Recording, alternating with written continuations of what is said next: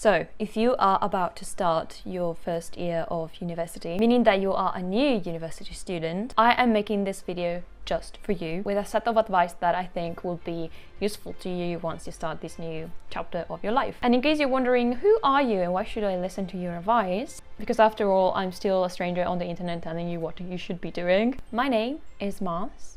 Welcome to my little corner of the internet. And I am not only a master's student in English who's about to start her last year of her degree, which means that I have the weight of 5 years of university laying on my shoulders, but I also work as a junior tutor for my university/department, meaning that for 3 hours a week I meet with students in our office and I help them go through the struggles that they might be facing in that particular moment, struggles that you might face too once you start university. So this is what this video will be about. This is me putting my expertise to your disposal because I know more or less the things that students struggle with the most, and I also know little ways that you can solve those little problems. And if you are not a freshman student, but maybe you are a second year student or third year student, or you are a master's student like me, I think you can still stick around and watch this video because after all, every advice is good advice.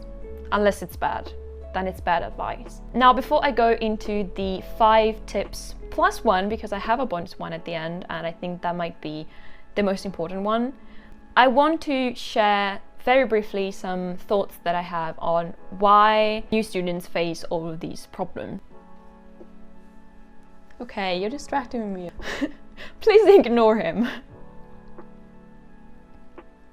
I think the major issue is that there is a fundamental lack of preparation, and I think the major problem is the lack of preparation and transition from high school to university. High school and university are two completely different places. Like they're based on two very distinct systems. And it's not only the study aspect of university that the students struggle with. Honestly, I saw most confusion about how to approach things in university. Like all of these little organizational things are what students find most challenging once they transition from high school to university. Like I noticed that most universities, yes, they do freshman week or freshman day. Really, the kind of advice they should be giving to you, they are not giving them to you.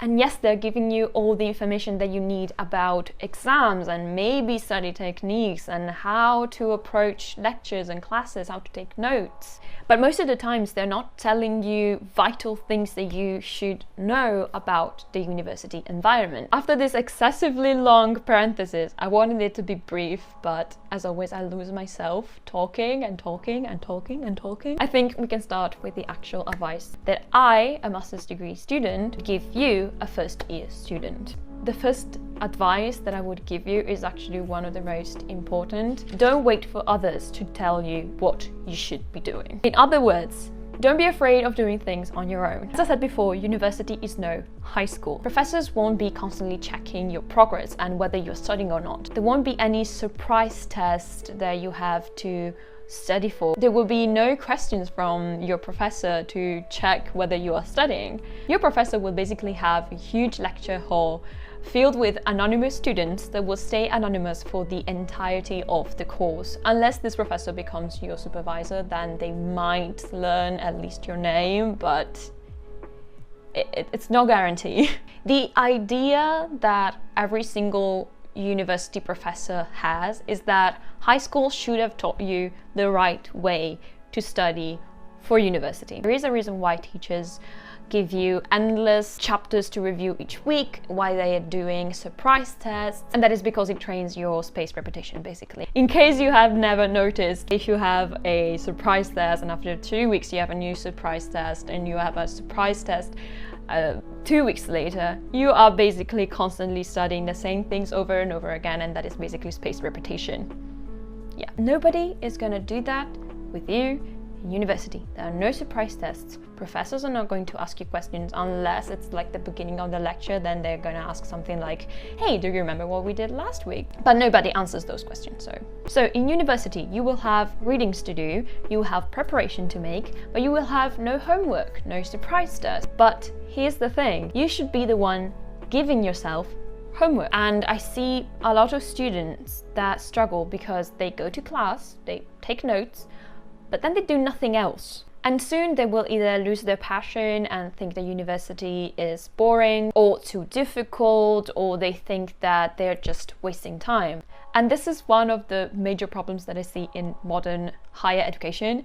This lack of autonomy in the student and the fact that the university doesn't tell you that you should be autonomous. So my advice would be, don't wait for others to give you instructions. Give yourself instruction, because the moment you enter university, you are an adult, and people, professors, employees, everyone will expect you to carry yourself like an adult that is able to do things on their own, which means also studying and preparing yourself, and always be prepared. My second advice will sound extremely boring and is to go to class. I am definitely guilty of skipping a few classes, but if you can, go to class, and not for the reason you might think of. Don't go to class merely for taking notes, which is, the number one reason people go to class. But if you want to be a step ahead, not of your peers, but of yourself, use classes to get useful information about the exam. What I mean is that even if the class is boring, your professor will be saying things about the exam, and you should be there when those things are said. So for example, your professor could be saying things like, I want to ask you this specific topic in the exam, or something else like, this is a question that could come up in the exam. So my advice would be to be intentional with the time that you spend on campus and during class, and try to use that to your advantage. My third advice would be to familiarize yourself with the campus as soon as you can. Basically, try to understand where your classroom is, where the library is, the various offices. My best advice for this would be try to find the less crowded bathrooms and use those. And also try to go to the bathroom like a few minutes before the class ends, because you would be amazed at how crowded bathrooms can become when everyone finishes a class at the same time. Just saying that. My fourth tip would be to go to the library. If you have to take one thing away from this video, please be this: use your library. I am definitely guilty of not using my library for my bachelor's degree, and now that I'm in my master's, I'm basically there every single day. Libraries are a huge privilege to have, and they are a great resource, which is why I encourage you, regardless of your degree. It doesn't really matter if you are an English student who literally studies books, or if you are a physics student. Please go to your library. There are a few reasons why I think libraries are so important and they should not be overlooked. The first reason is they are a privilege to have. It's just a huge privilege to be able to access the resources and the knowledge that we store in these libraries. The second reason why you should go to the library is because it's a great place to study. So if you are in a university accommodation and you share a room and you don't want to study with your roommate in the room, you can go to the library to study. Or if you're still living with your parents, which is fine, and maybe you find it difficult to study in a house that maybe is a little bit more crowded, or again if you share a flat, or simply if you don't study well in your house, university libraries are there for that specific reason. The third reason is there are a lot of great resources. Not only there are books that you can read for curiosity or pleasure, but university will also give you access to a lot of online resources. Like for example, JSTOR is my favorite for doing research, which is great if you're doing some research for writing essays, papers, or even your thesis dissertation. Another cool things about resources is that many university libraries will actually store the textbooks that are required in many of the courses. Actually, my department is mandatory for the professors to choose textbooks that are already in the library or that can be purchased by the library. Which actually ties to the next reason why libraries are great, and that is free books.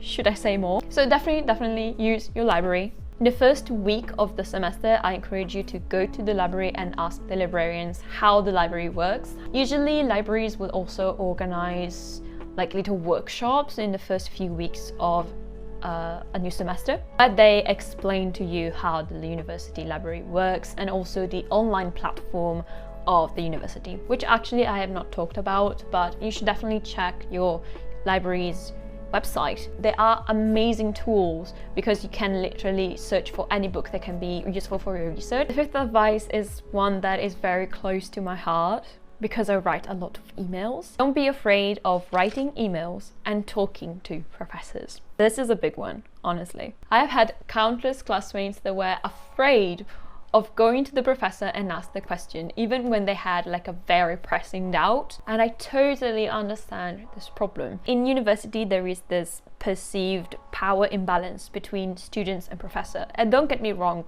that power imbalance is there, but it's not as deep as we think it is. Like if you have a question or a doubt, there is no reason why you should be afraid of the professor. So my advice would be try not to feel this power imbalance so much that it stops you from getting the help that you need. This actually ties to emails because sometimes students would say, well, I don't want to bother the professor, so I'm just gonna write an email. But don't be afraid even when you're writing emails, please. My advice would be, if you need to write an email to a professor, an office employee, or your tutors, try not to be overly formal. Of course, you don't want to be disrespectful. Some professors actually want extremely formal emails. Maybe you can try to understand what your professor would prefer. I think that sometimes formality gets in the way of understanding. So if you are being overly formal and you're sugarcoating everything that you're saying to the professor because you see the professor as this higher entity that is gracing you with their time, I find that sometimes the professors don't really get what you're trying to ask them.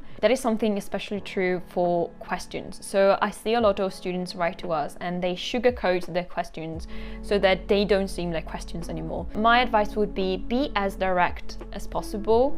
Don't sugarcoat things. And don't be overly formal in your emails. Formality is a double-edged sword. If you are being overly formal, yes, you will look like a very kind person, but you will also look like an extremely anxious person, like you are kind of afraid of asking for help. So when I say don't be overly formal, I'm not saying be disrespectful and write to professor like they are your best friend. Just try not to sound so scared and anxious that your point does not come across with the person. Personally, I like to write emails as if I was writing, yes, to someone who is slightly higher than me in rank, but not so high, like I'm not writing to the president. Remember, professors are being paid to teach you things, so if you have doubts, just ask them, unless they tell you not to bother them, which it happens sometimes. Now we are coming to the end of this video, but as I promised, I have one bonus advice to give you, and that might be the most important advice of them all.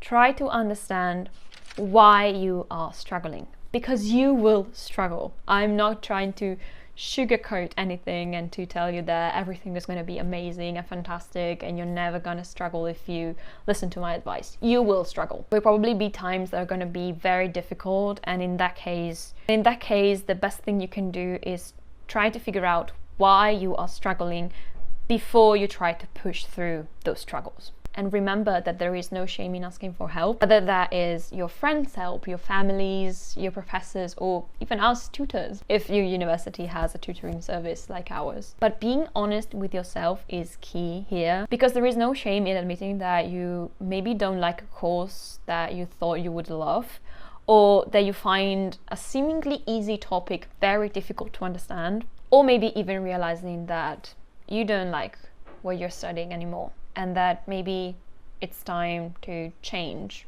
And I know that this is a heavy thing to say, but it definitely happens. I've seen students that have simply lost the passion for what they are studying, and they were so ashamed of admitting that and saying, okay, I cannot do this because I don't like doing this, or maybe it's just too difficult for me. But there is no shame in admitting that. Actually, I think you would come off as extremely brave for admitting something like that, because it's very, very difficult.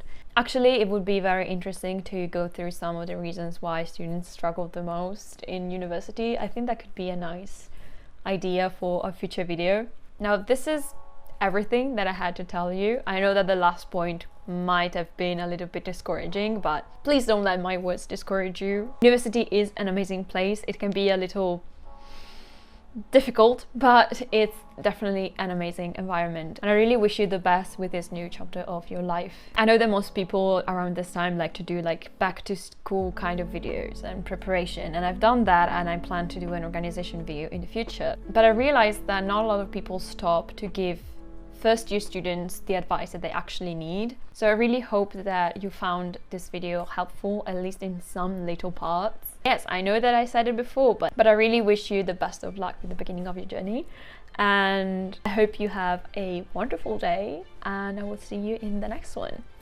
Bye!